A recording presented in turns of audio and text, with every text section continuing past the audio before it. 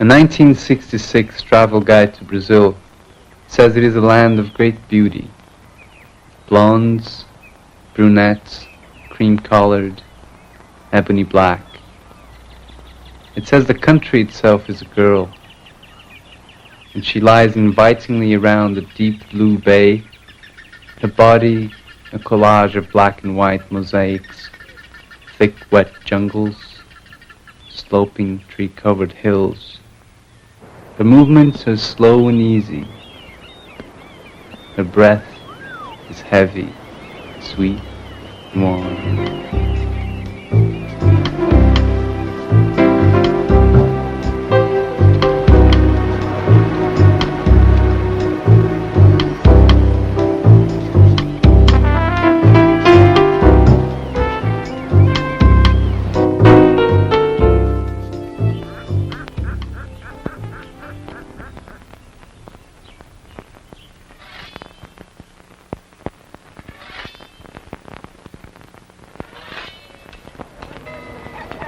A Brazilian writer prefaced one of her novels by saying, "My country is a very aggressive, very machista place, very male, very tough."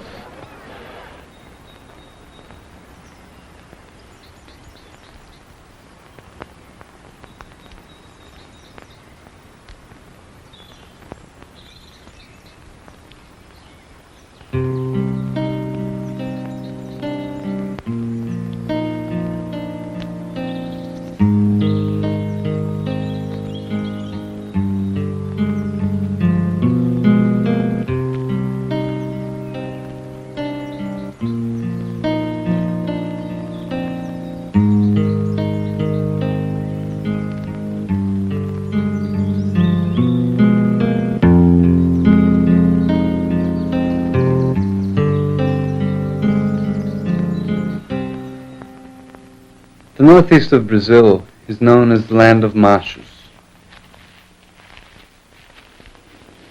My grandmother and her 4 sisters were born in the arid northeast, in the state of Ceará, also called the state of knives. The 5 of them are still there. I used to live there too. When I speak their names in this language, it sounds odd. A bundle of meaningless syllables. Yuca, Pinoca, Juju, Dedei, Bang Bang. When I hear the sounds of these names, I lose the resonance of memory. These were some of the first words I learned. Yuca, Pinoca, Juju, Dedei, Bang Bang. Dedei. Her real name is Zélia, a mother that never had children. The mother of her sisters. Eu nunca fui de vaidade, não. Sempre meus filhos de manga, afogado, comprido. Nunca gostei de me pintar. Não era de vaidade, não, carinho.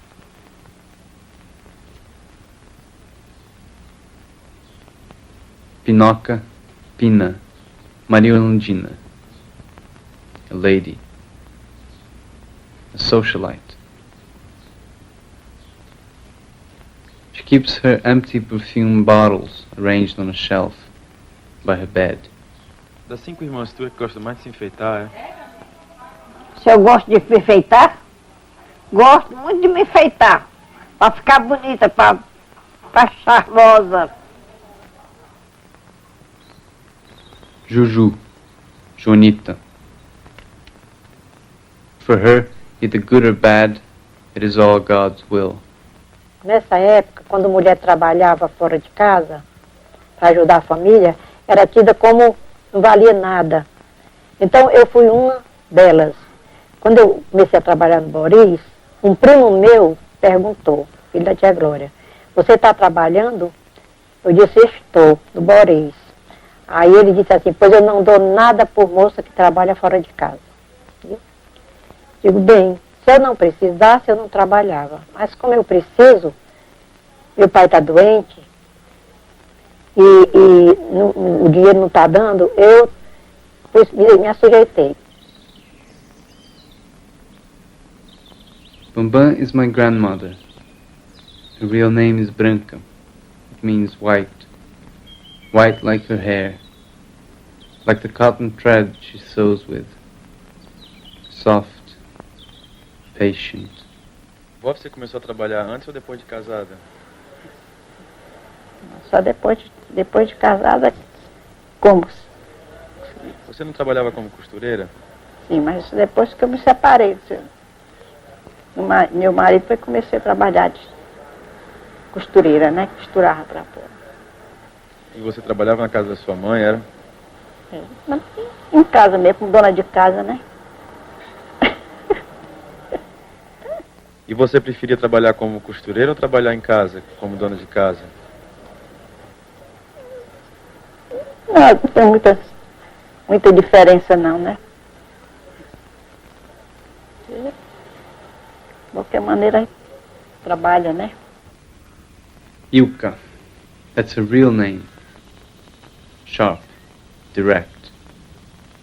She speaks for herself. Eu fui uma criatura que eu, não sei porquê, fui privilegiada, eu nunca tive ilusão com nada. Nunca tive decepção de coisa nenhuma da minha vida. Nunca. Minha vida de casada eu não tive decepção de nada, não. Talvez que eu tenha dado mais certo por isso. Porque eu achava que o que eu tinha de aproveitar, eu já tinha aproveitado enquanto eu era solteira, na minha mocidade, né? Então eu achei que depois de casada eu devia renunciar a tudo que eu gostava. As I was growing up, my 5 great aunts told me a story over and over. The story of Maria, a friend of the family from long ago. A melodrama that reminded me of my mother's and of my grandmother's fate. Meu mundo caiu e me fez ficar assim. Você conseguiu e agora diz que tem pena de mim. Yuka tells me the story straightforward. Maria was born in the 20s, from a very rich family, and she was an only daughter. Maria was raised by her parents and a maiden aunt. Her aunt had been a nun and had quit the convent. Yuka remembers Maria as a very intelligent young woman who was never allowed to complete her studies.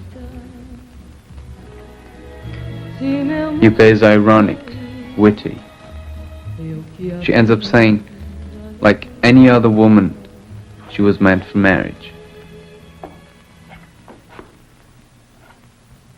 In Portuguese, moça means virgin. Menina means girl. Mulher means woman. Coroa means spinster, but it also means crown. Viado means deer, but it also means faggot, which means queer. Sapatão means big shoes, but it also means dyke, which means queer. In the Northeast, the word lesbian is almost never used. Puta means whore. It is the worst name one can call a woman if one wants to insult her. If one wants to insult a man, one calls him viado, which means faggot. Every girl feared to be called puta. I have feared the word faggot since I was little. Ave Maria, a primeira mulher que botou uma saia, como é que chamava? Que ela chamava um saia. Não era melindrosa não, era umas saias curtas. Aqui, no meio das coxas, a primeira que saiu na rua com uma roupa dessa, você acredita que quase matam ela. Naquela época, quem não casasse com 16, 17 anos, era considerado já moça velha que não casava mais, né? Mulher que tinha filha assim sem casar, Maria era arriscada. Não tinha direito a nada. Até aquelas que eram professoras, que ensinavam, eles... E aí não podia mais nem voltar para casa dos pais, era vó? Não, os pais geralmente não aceitavam, né? E elas iam para onde? Não, ficava por aí, procurando viver de alguma forma. Naquele tempo a Maria desperdoava. In Brazil, a man must play soccer well, be mean to women, tease fags, fight with other men, and be a man of few words. The 5 of them taught me an unusual thing for a Brazilian kid to learn. Machos aren't to be trusted. Você era muito namoradeira? Quê? Você era muito namoradeira? Eu? Não, não era não. Não acreditava muito nos homens, não. Nunca gostei de homem na minha vida. Desculpe que eu lhe diga, mas nunca gostei de homem, não. Nunca me apaixonei por homem nenhum, não. In Portuguese, macho means bofe, which means tripe, and which also means hump. Macho also means homem, which means man. Joaquim, the one on the top right, a lawyer and my great-grandfather. 3 generations away and as close as I came to a male authority. After his death, it became patriarchy, without man. My father left before I was born. My grandfather as well, for the better.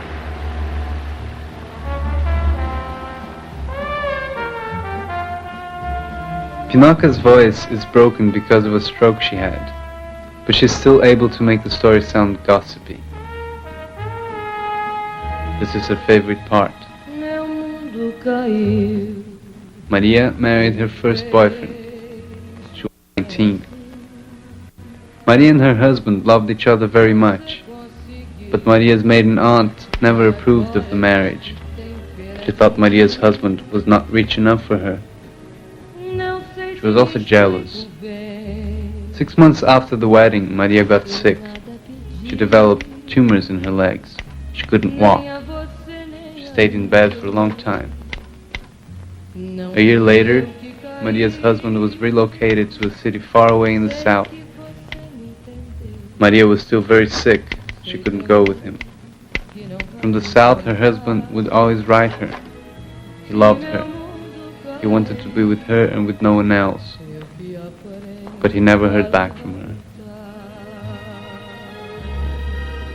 Pinoca makes this sound like a fairy tale. Você gostava muito do seu marido? Gostava. Gostava, mas não era muito, não. Gostava. Mais ou menos, né? Mais ou menos, né? Médio. Pinoca, diz uma coisa, e a lua de mel foi aonde a primeira Não vez? teve lua de mel, não. Não? Não. Porque eu tomei o avião aqui às 11 horas da noite. Viajei a noite toda. Agora, no outro dia, fui tomar o avião para Nova York. Lá, fui para o hotel, muito alinhado, na Avenida Ivy. É Ivy? July 1988. I had been gone for 1 year by then. In one of her weekly letters, my mother wrote, "We thought Pinoca was going to go this week. She didn't speak for 3 days. She couldn't eat. Everything she had was given intravenously. We took her to the hospital. She stayed there for 5 days. By the 3rd day she was fine. It was dehydration. Your cousin Angela says that the 5 of them are immortal.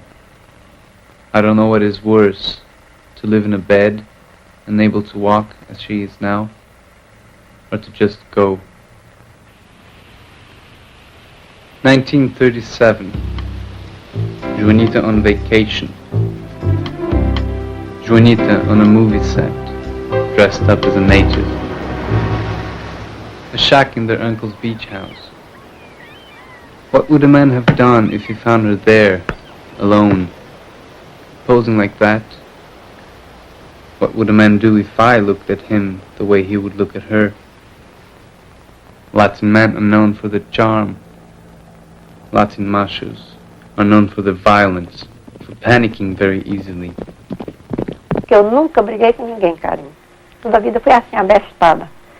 Você pode me dizer o que quiser, eu não lhe respondo, porque eu nem sei teimar e nem sei discutir. De jeito nenhum. Né, Joanita?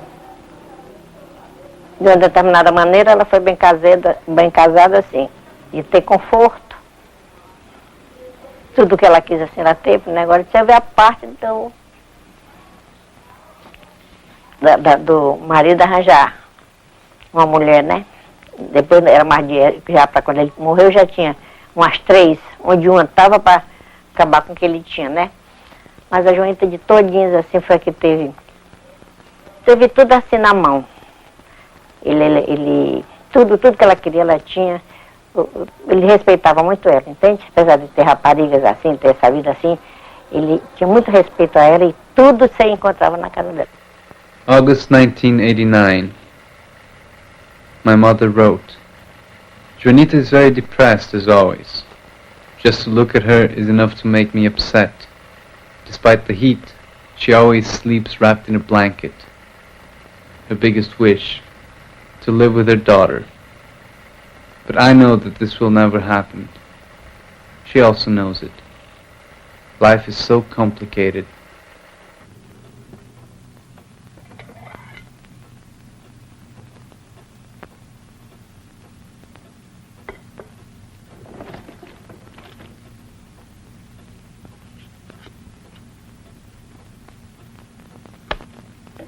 Maria's husband stopped writing because he never heard back from her. He never came back. She never remarried. 30 years later, Joanita had a dream. She dreamt of an old woman, all dressed in black. This old woman was Maria's aunt, who had been dead for quite a long time. In the dream, she asked Joanita to tell Maria to go to her house's basement and look for an old trunk. Inside this trunk, Maria would find a bundle of letters. Joanita, as a good storyteller, finally reveals the secret. These letters were all the love letters that Maria's husband had written her and that Maria's aunt had hidden because she never wanted her only niece to get married. Maria went to look for the trunk and found all the love letters her husband had written her for so many years. Eu tinha vontade de casar. Casei por... Nem sei, casei pra ter minha casa mesmo, entende? Não foi porque tivesse vontade de casar, nem me apaixonar, ficasse louca por homem, não. Porque casei pra ter minha casa, afinal de contas, né? Casa de pai. Fiquei com a minha mãe, só minhas irmãs, aí casei. September 1990. My mother wrote, Yuka was not feeling very well yesterday. Her son João took her to the hospital. She has diabetes. Because she can't accept the fact that she has it, she won't follow the diet she's supposed to. Last night, Helena, João and I went to the intensive care unit with her. Joanita went on and on about the premature death of her sister. So much exaggeration. Bottom line, everything was fine, nothing serious. I had no problem sleeping. Porque amor não existe, não, né? Amor pra mim é a palavra fora do dicionário. Por quê, hein, Yuka? Hein? Não, mas eu não sei nem o que é amor, para melhor conversar. Eu acho que existe assim, amizade, querer bem, gostar, atenção. Isso eu digo, mas amor, não sei nem o que é amor. Ah, fulano, eu amo fulano. Como é que ama fulano? Pode gostar, querer bem. No querer bem eu acredito que você, querendo bem uma pessoa, você faz tudo, você você, como é que se diz, renuncia tudo. Eu acho assim, mais negócio de amor. Eu amo fulano, não é uma coisa nenhuma, gosto de amor é essa. Agora, eu gosto de falando, quero bem, aí tá comigo. Querer bem é uma coisa muito séria. Ilka's favorite love poem. He loves her. She likes him. He enforces. She renounces. He looks at her and says, "You're my woman." She looks at him, nods, and thinks, "I know better." 1932. My grandmother, the one on the left. The two little girls, her two daughters. Her husband had been gone for a year by then. He never came back. She never remarried. When I asked her why she never remarried, she answered, "Those who learn to get over a man, 100 years more they will live." Um belo dia, ele escreveu uma carta a ela e mandou dizer, elogiando muito ela, o procedimento dela, a maneira dela se comportar durante o tempo que viveu com ela e depois que ele foi embora, sabe? Mas que daquele dia em diante, ele ia casar com outra e ia embora. Ela mantinha o retrato dele numa posição que as filhas vissem, conhecessem que tinha pai, sabe? Desde esse dia, ela tirou esse retrato e rasgou todos os retratos dele e todas as cartas dele, menos essa, que até pouco tempo ela tinha, não sei se, acho que ela não tem mais, viu? E botou fora. Um dia de ano nós estávamos na casa da Ilka. Quando, assim, mais ou menos 10h30, 11 horas da noite, nós recebemos um telefonema. Era para a Branca. Aí ela atendeu. Quando ela voltou, bem tranquila como ela é, viu?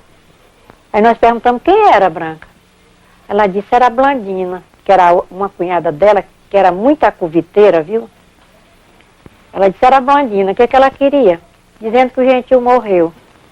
Na maior tranquilidade da vida. Olha, aí em vez da gente ter pena, todas nós achamos graça. Foi uma risadaria medonha, viu? Da tranquilidade dela. Foi dizendo que o gentil morreu. Quer dizer que para ela não foi nada, foi um alívio, né? October 1991. My mother wrote, "Your grandmother is fine, fortunately. Always the same, very calm. But I feel sorry that she can't see very well anymore. She still loves to go for a ride on Saturdays, my day off, to go shopping. She also likes to go to the bank downtown to collect her pension. It doesn't seem to bother her that she spends more money in the taxi than she collects in her pension check. Anything for a ride downtown." My grandmother Branca remembers that Maria and her husband saw each other 3 times after she found out about the letters. They cried a lot on those occasions, but there was nothing they could do. They had been apart for more than 30 years. It was too late. He had remarried and was a widower by then. They were old. In my grandmother's own words, she says, "I think she always had hopes that they would be together again, but that never happened." In my grandmother's tone of voice, one can feel Maria's pain. The story is too much like my grandmother's own story.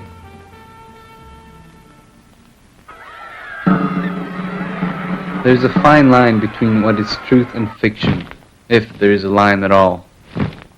I asked Zelia if she had ever slept with a man. First, she leaned forward, looked at me and said, "I can't hear you." When I asked her a second time, she replied, "I was never married." Eu vejo tanta gente casada, coitada aí, que vive sofrendo por causa desses casamentos por aí. E eu, quando eu vi aquilo, né? Nunca me lembrei de me casar, não. November 1992. I have been gone for 5 years by now. In her weekly letter, my mother wrote, "We all went to Ilka's house last Saturday. It was Zelia's birthday.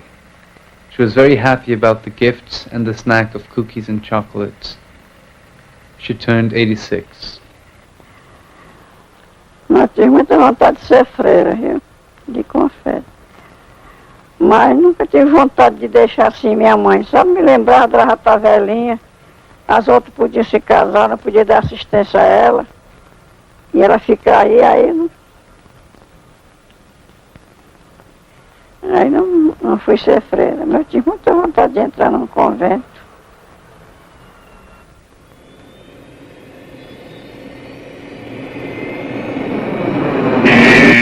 My nightmare. Zelia looks at me and asks, "You're 26, don't you have a girlfriend?" First I lean forward, look at her, and say, "I can't hear you." When she asks me a second time, I reply, "No, I don't. Not exactly." And I also say, "Life is so complicated."